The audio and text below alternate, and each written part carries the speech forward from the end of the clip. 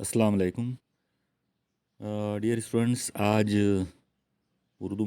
जो फ़िज़िक्स का जो पेपर हुआ है, तो उर्दू मीडियम के पेपर में क्वेश्चन नंबर 1 जो है एमसीक्यूज़, उसको मैं आप लोगों को यहाँ पे सॉल्यूशंस जो है उसको सॉल्व करके बता रहा हूँ। देखिए, पहला जो सवाल है इसके अंदर, वह है हरकियात का पहला कानून दर्ज झैल की बका यानी कंजर्वेशन से मुताल्लिक है।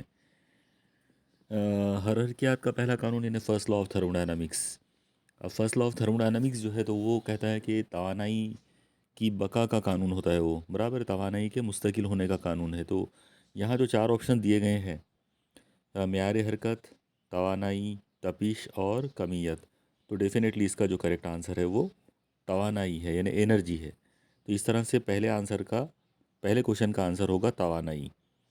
दूसरा जो क्वेश्चन यहाँ पर है वो है मुतबादिल बरकी रो यानी अल्टरनेटिंग करंट के एक मुकम्मल चक्कर के लिए औसत कीमत हमेशा खाली जगह होती है। I0 जो है यहाँ पे बरकी रो की आज़म कीमत है, उसकी पीक वैल्यू है। तो अब आप देखें, यहाँ पर बोला गया है एक मुकम्मल चक्कर। जब एक मुकम्मल चक्कर की बात हो रही है तो इसका मतलब ये हुआ कि अल्टरनेटिंग करंट के अंदर जितनी वैल्यू पॉजिटिव होगी उतनी ही वैल्यू निगेटिव होगी। पॉजिटिव हाफ साइकिल की जो वैल्यू है और निगेटिव हाफ साइकिल की जो वैल्यू है वो सेम होती है और अपोजिट होती है। इसका मतलब जब आप उन सब का टोटल करोगे एक मुकम्मल चक्कर के लिए, तो जो आंसर आएगा वो ज़ीरो आएगा। तो इस तरह से इसका आंसर जो है वो ज़ीरो रहेगा। यानी यहाँ पर जो चार ऑप्शन दिए गए हैं, सिफ़र, I0/2, I0/√2 और 2 टाइम्स I0, तो इसमें से करेक्ट आंसर ए होगा, यानी आंसर आएगा सिफ़र। ओके। चलिए अब हम चलते हैं तीसरे क्वेश्चन पर। तीसरा जो क्वेश्चन यहाँ दिया गया है वो है बैरूनी मुस्तकिल बरकी मैदान में रखे गए बरकी दो कुतबा पर अमल करने वाला गर्दिशे की आज़म कीमत के लिए ज़ाविया खाली जगह होता है। अब यहाँ आप देखिए कि बैरूनी बरकी मैदान का सवाल है और बरकी दो कुतुब यानी इलेक्ट्रिक डायपोल उसमें रखा गया है, और उसमें गर्दिशा यानी टॉर्क की आज़म कीमत मैक्सिमम वैल्यू पूछा है। तो हमको पता है कि टॉर्क की मैक्सिमम वैल्यू होती है 90 डिग्री पर। तो इसका जो करेक्ट आंसर होगा वो डी ऑप्शन है, यानी 90 डिग्री। ओके। अब अगला जो सवाल यहाँ पे है चौथा, वो है जब नूर की शुआ एक वास्ते से दूसरे वास्ते में सफ़र करती है तो उसकी कौन सी खासियत तब्दील नहीं होती। आप देखो, जो नूर है उसके अंदर अलग अलग खसूसियात होती हैं, जैसे रफ्तार, तूल मौज, तवातीर है था। लेकिन अपने को ये भी पता है कि जब नूर की शुआ एक वास्ते से दूसरे वास्ते में जाती है, यानी एक मीडियम से दूसरे मीडियम में जाती है, तो सिर्फ तवातीर एक ऐसी चीज़ है, फ्रीक्वेंसी, कि वो तब्दील नहीं होती। तो इसलिए इसका करेक्ट आंसर होगा तवातीर, यानी सी ऑप्शन जो है वो करेक्ट है। ओके। अगले सवाल पर चलते हैं। अगला सवाल है पांचवा, गैस के सालमे का की जज़र औसत मुरबी रफ्तार राज तनासुब में होती है। यानी आरएमएस रफ्तार जो है गैस की, वो किसके साथ में राज तनासुब होगी। तो आपको मालूम है, अंडर रूट मुतलक दर्जे हरारत से, यानी यहाँ पर अंडर रूट कैपिटल टी जो है, ये ए ऑप्शन जो है ये करेक्ट आंसर होगा इसका। ठीक है, क्योंकि आरएमएस रफ्तार जो है वो अंडर रूट टी के साथ में राज तनासुब में होती है। चलो, इसके बाद अगला सवाल है छठा, इकाई वेबर पर मीटर स्क्वायर मसावी है। यानी वेबर पर मीटर स्क्वायर जो है वो किसके मसावी है। तो आप देखिए, ये मैग्नेटिक इंडक्शन जो है, मैग्नातीसी अमाला जो होता है, ये उसकी एसआई यूनिट है। वेबर पर मीटर स्क्वायर को हम टेस्ला भी कह सकते हैं। तो यहाँ पर इसका करेक्ट आंसर होगा डी ऑप्शन, टेस्ला। ओके। इसके बाद अगले सवाल पर आते हैं। सातवां सवाल, जब शाकोल यानी बॉब उमूदी दायरवी हरकत करता है और डोरी यानी स्ट्रिंग उमूदी मुस्तवी में गर्दिश करती है, तो डोरी की उफ़क़ी हालत के तनाव और बुलंद तरीन मकाम के तनाव के दरमियान फ़र्क कितना होता है। देखो, ये सवाल उमूदी दायरवी हरकत का है। भले ही यहाँ पे ये बॉब वगैरह ये सारी बातें बोली गई हैं, लेकिन एक्चुअली ये उमूदी दायरवी हरकत का सवाल है, और इसमें सवाल में ये पूछा गया है कि जो टॉप पोजीशन है, बुलंद तरीन मकाम यानी टॉप पोजीशन, और उफ़क़ी हालत यानी, अब उफ़क़ी हालत जो होती है तो वो होती है दरमियानी हालत यानी औसत मकाम, औसत वाली हालत, जो मिडवे पोजीशन जिसे कहते हैं आमतौर पे।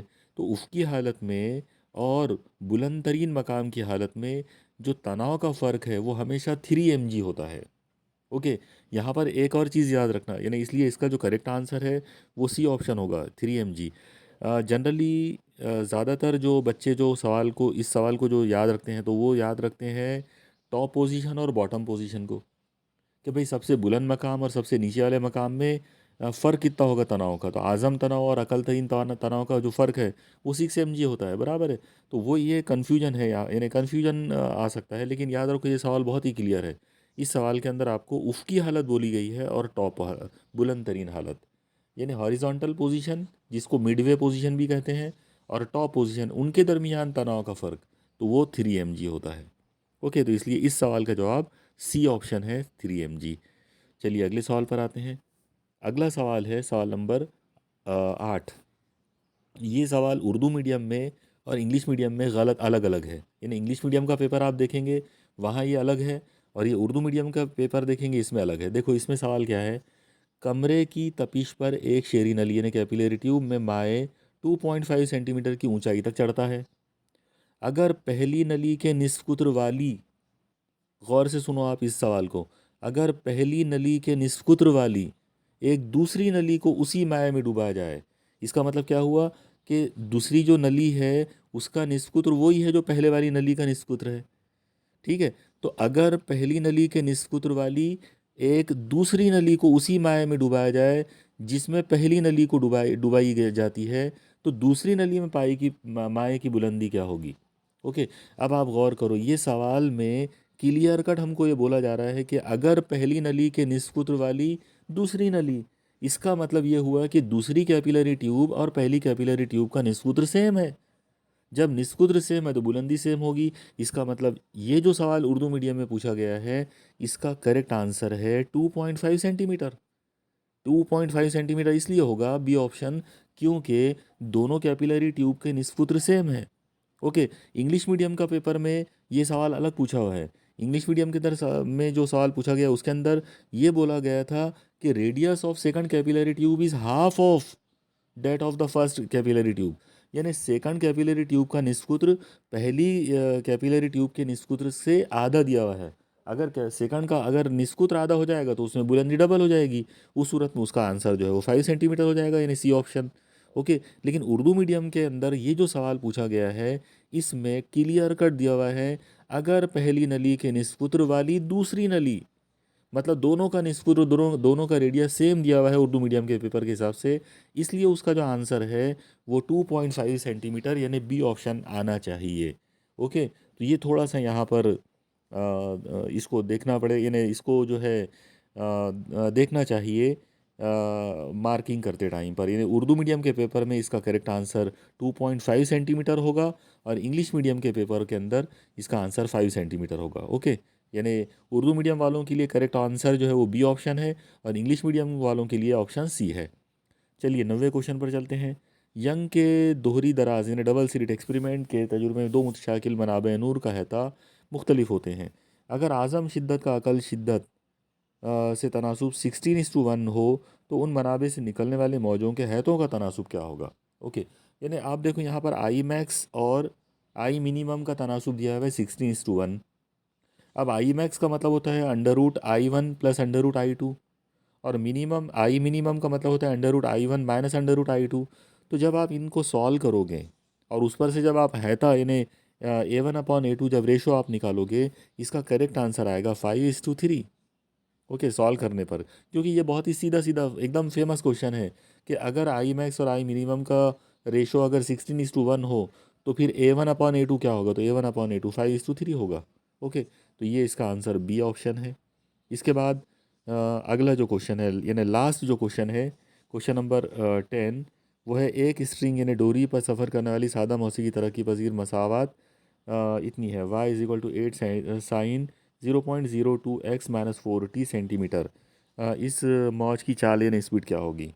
तो देखो, अगर आप y = ट्वाइस ए साइन 2 पाई ब्रैकेट में x/t x/λ minus t/, capital T, ये इक्वेशन अगर आप यूज़ करके इसको कंपेयर करेंगे तो तवातिर और तूले मौज यानी फ्रीक्वेंसी और वेवलेंथ की वैल्यूज़ आपको मिलेंगी।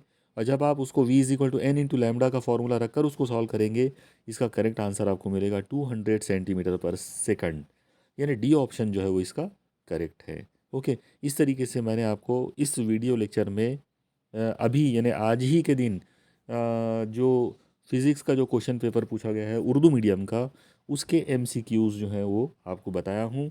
इंशाल्लाह अगले लेक्चर के अंदर मैं बाकी सवालात जो है वो भी आपको बताऊँगा। ओके, अल्लाह हाफ़िज़।